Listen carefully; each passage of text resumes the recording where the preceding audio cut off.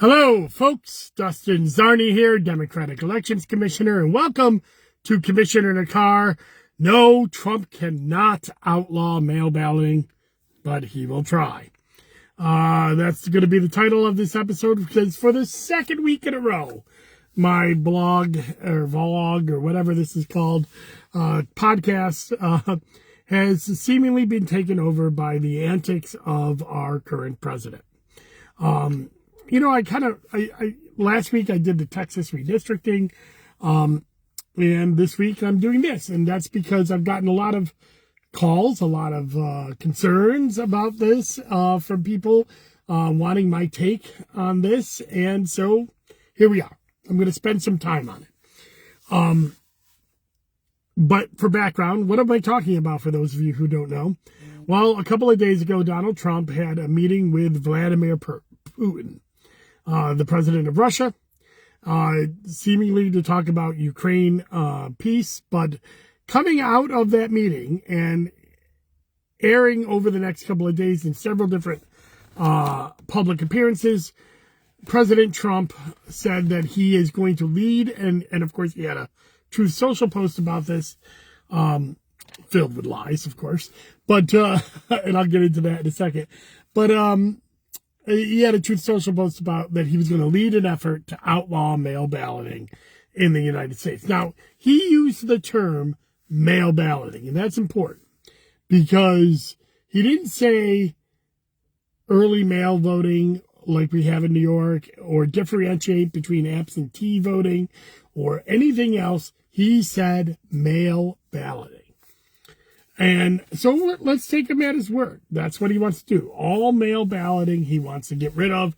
This would include people that are using absentee balloting because they're too infirm to go to the polls, or they're traveling, they're college students, they're they're traveling abroad, they live abroad, they're armed service members on station away from their home on active duty. That is all mail balloting, by the way. There is no internet voting. Every ballot that comes in the United States that is not cast in person is cast by mail. So that's what he says. He wants to get rid of it. And let alone the fact that he's getting rid of it because Vladimir Putin, known ex-KGB agent and someone who has already meddled in our elections in the past and continues to do so in the future, is the one who has apparently told him that no other country, according to Donald Trump, Putin said that no other country does mail-in balloting, and because of the high rates of voter fraud, just massive junk there. For one, well, we'll get into that, but there's many other countries, including Russia, that uses mail voting. There's no higher rate of voter fraud for mail voting than there is in-person voting, and there's no high rate of voter fraud at all. We kind of went through this with his citizenship order a few months ago, but so we're here again. So let's talk about it. Well, why am I so certain that Donald Trump is not going to be able to ban mail-in voting by executive order? Well, that's because of Article 1, Section 4, Clause 1 of the United States Constitution.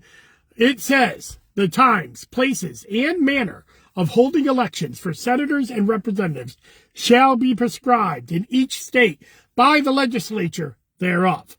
But the Congress may at any time by law make or alter such regulations except as to the places of choosing senators. Interesting side note, they spell choosing Chusing. That's the actual spelling of the Constitution. You don't like that spelling, go talk to the dead men who wrote it.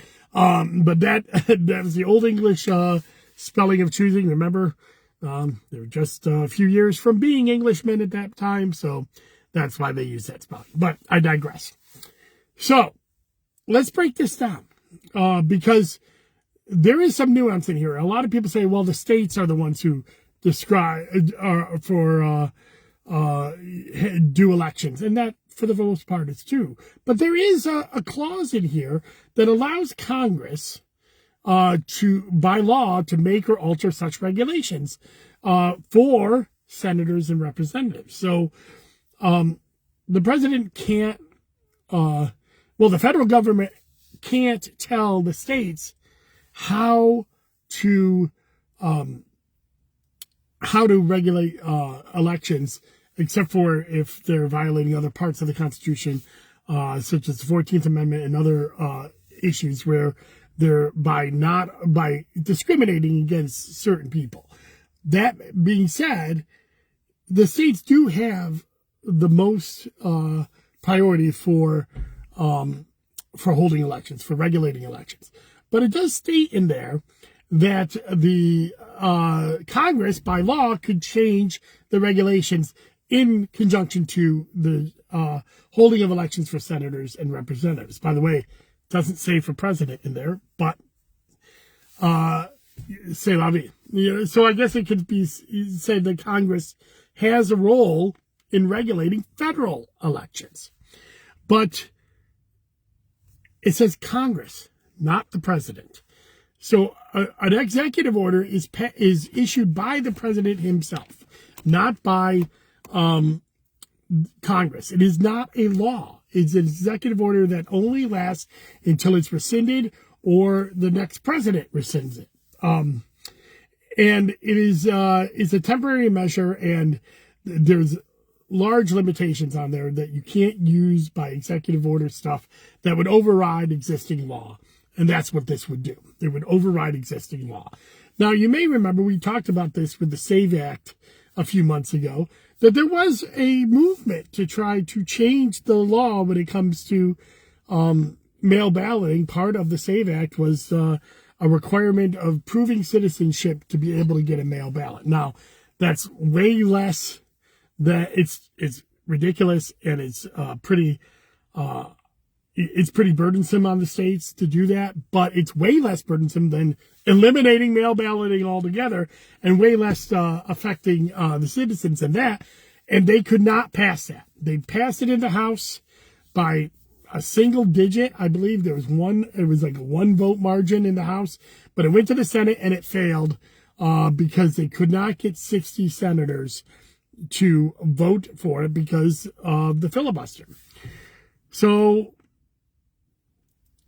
if they weren't willing to break the filibuster in the Republican Senate for the SAVE Act, would they be willing to break this filibuster for this other executive order, which hasn't been issued yet, or any other thing that will that is even more demonstrably going to affect their own citizens than this? I don't think so, but it's possible.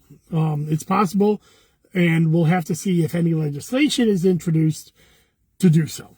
And then, we'll have to talk to the representatives about that, whether they're going to vote on that, especially the New York representatives about that, whether they're going to vote for that, because this would affect New York greatly, because we have permissive early vote by mail voting that has been upheld by our United States, by our New York State Appeals Court. It's the law of the land, and it allows anybody who wants to vote by mail to be able to vote by mail. So I don't believe the president can do this by executive order alone. But let's talk about some of the other crap that he put in there and just lies. For what he claims that mail-in balloting is a democratic institution. Well, that's just bogus. But although he has had a role in making it lean democratic in recent times, because of his ridiculous opposition to mail-in voting during the pandemic, it actually prohibited many of his supporters from using it.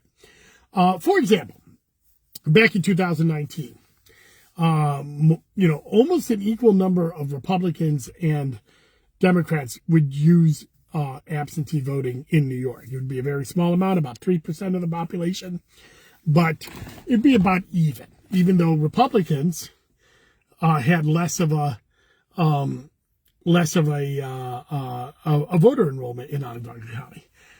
In fact, when I was commissioner, well, I am still commissioner, but back before the pandemic, I used to tell my Democratic candidates that if they're in a close election, that they should not declare victory, even if they're ahead on election night, because absentee ballots tend to run towards the Republican side. That was the modus operandi of thinking all throughout the country, by the way, but especially here in New York, and especially here in Onondaga County. And, well, because of the president's, in President Trump, he was president at the time in 2020, rhetoric against mail-in voting, the large percentage of people who used mail-in voting tended to be Democratic, not because, more Democrats wanted to use it. They were using it because of the pandemic, but because less Republicans wanted to use it because of the rhetoric of the president.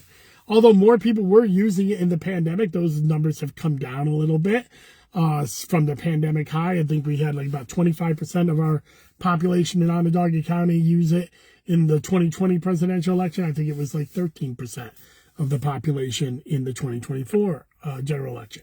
And we've seen that across the country. There was this huge bump in 2020 and 2021 during the rages of the pandemic. But once the vaccine came into place, people tended to revert back to what they did before, how they chose to before. Although mail balloting did see a resurgence from pre-pandemic levels. But that resurgence is Democratic because of the continuing rhetoric by Donald Trump and his supporters to tell their supporters that they should only vote in person because they're going to outlaw mail balloting, which they can't do. This actually hurts them. It's this rhetoric actually hurts them because I know Republican operatives that are bemoan the fact that they can't get their people to vote by mail, and then they get sick or something happens, they have to call out of town, they get busy, called into work, and they can't vote. They can't bank those votes. They've done a decent amount of repair on the early voting, although that still tends to go Democratic here in Onondaga County, although there's more Democrats than Republicans, so that accounts for some of that. But, this mail-in balloting they're still hurting from. But mail-in balloting did start in Oregon, which is at the time kind of a mixed state. It was blue, but not as blue as it is today. But there was a lot of rural parts to it, and the people who used it were the people who used it. Oregon was the first state that went to all mail balloting. But then a state like Colorado did all mail balloting, and at the time they passed it, they were a pretty purple state. In fact, I believe they had a Republican governor under it. It was Republican elected county clerks that ran their elections that wanted it. And then, of course, Florida, one of the redder states right now, uses it pretty much to the advantage of Republicans. So this is not a Democratic, form of balloting. And who cares even if it does tend to skew Democrat, because it's still citizens. Democrats are citizens. We get to vote too. So his insistence that it has to be outlawed because Democrats use it more than Republicans is just silly. It's just silly. But also, other countries do it. According to the International Institute for Democracy and Electoral Assistance, IDEA is their thing. And they're an intergovernmental agency that works to protect democratic institutions. They say that 34 countries allow postal voting, 12 of which allow them for all voters, 22 of which allow it for some voters. Among the countries that allow it are Canada, the United Kingdom, Australia, and Germany. And yes, Russia allows mail-in voting as well. So Russia does it as well. So the person who's telling you not to use it is the one who they allow it as well. So that is also wrong, and it's false. And then the other thing that's false is that this whole idea of massive voter fraud that would necessitate us to have to change our electoral laws to protect against voter fraud is just ridiculous. And how do I know it's ridiculous? I know it because the Republicans have proved it. Because of President Trump's insistence on massive voter fraud in his first administration, there was a presidential commission. It was well funded, armed with the power of subpoena, and they went off hunting voter fraud. The Department of Justice under Trump was given a specific order that every U.S. attorney in the country look for voter fraud, also armed, of course, with the power of subpoena. Committees of Congress. I'm sorry, I got my notes here because I want to show all of these things that have gone on looking for voter fraud. Committees of Congress controlled by Republicans with subpoena powers have called witnesses and tried to amass evidence, and the Republican-controlled state legislatures and regulatory bodies have also using subpoena powers. Conservative think tanks and academics have trained their analytical tools and joined the search. Fox News and right-wing media have also investigated. And here's what has come about. In 2017, the Heritage Foundation set up an election fraud database. Okay, Heritage Foundation, by the way, is a very right-wing foundation. They wanted to collect all the data from all these enormous efforts. Heritage looked at all elections going back to the 1970s and continues to look at it today. And while I'm sure they didn't look at every single election in every precinct, what they did do was they looked for records in search of proven cases of election fraud. To this day, how many did they find? Out of billions of votes cast, going back to the 1970s. To this day, 1,600 cases. 1,600. Out of billions of votes cast. Now, sure, every case that should be caught, and are being caught, and are being prosecuted. But we're not seeing these massive changes in elections because of voter fraud, and we have gone through this. And we know, so why is the president doing this? Well, he's kind of engaged in the last several weeks a distract tour since the Epstein file mess. I'm sure that's part of this. But this is also a long-running track record of his. He does not believe he lost the 2020 or the 2016 presidential elections. He won the 2016 presidential election, but he lost the popular vote. He also believes he won by more than he did in 2024. I believe he won that election. I will not even hear of these crazy claims about Elon Musk and Starlink and all that other bullshit. That's all there. I'm sorry, it's bullshit. And that's another podcast I'm sure I'll end up doing at some point. I've done a little bit of that, but no.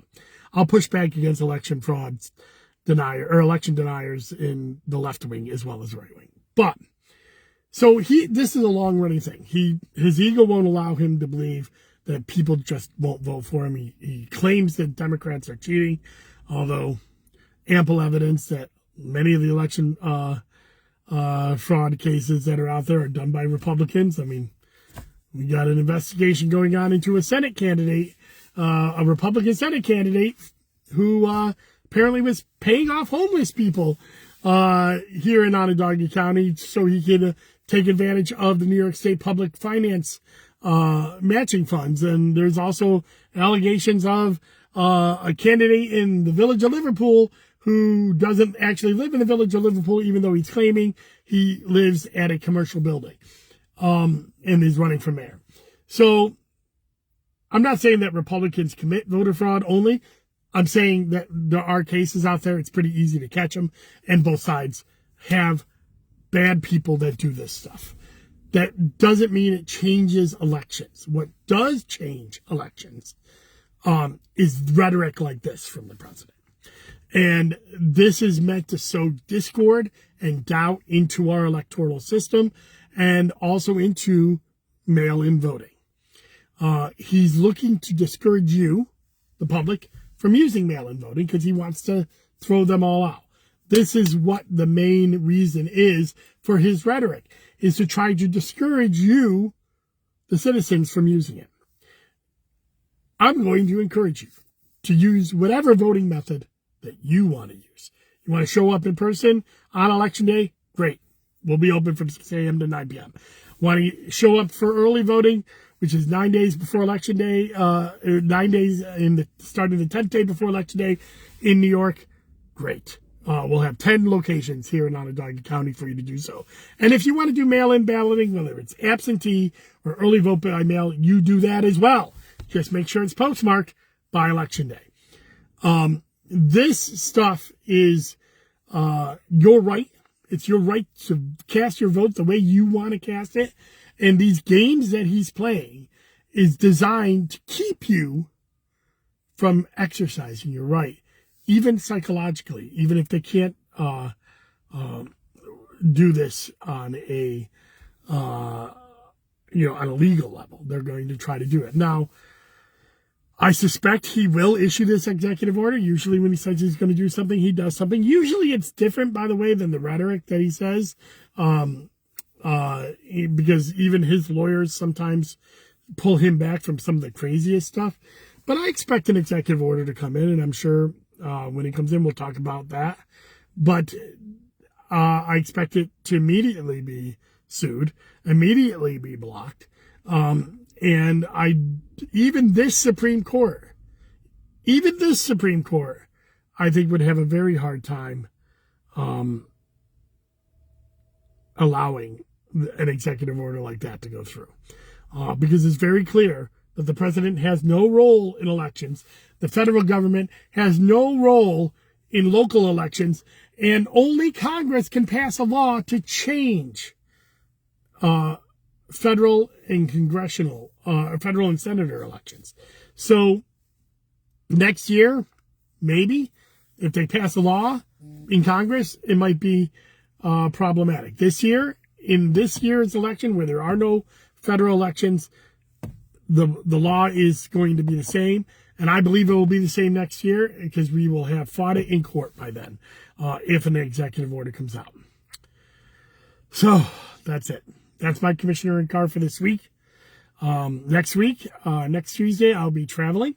I'm going to Lake Placid. We have our summer convention for the New York State Elections Commissioners Association. I'm really excited to go to that. I'm always excited. I'm standing for re-election as caucus chair, and I hope I will be able to serve another term representing all of the Democratic commissioners in New York State. C'est la vie. That's all I got. So we're less than 100 days to Election Day, I believe. So make sure that you're, we'll have some previews as soon as Labor Day crosses, because that's when people start thinking about local elections. And I'm going to kind of dedicate a few commissioner cards to talk about voter registration states, since I'm not really doing my weekly wonks anymore, just because I just don't have time. There's a lot of other things that are going on in my personal and professional life that I have devoted time to, that I used to devote to stuff like that content. Plus, but I'm going to keep the commissioner in the car. That's going to happen every week, right up until Election Day and afterwards. So stay tuned, and we'll do some of that stuff during the commissioner in the cars to give you some of the data that I know that you enjoy. All right. Thank you very much, and enjoy your day. Bye-bye.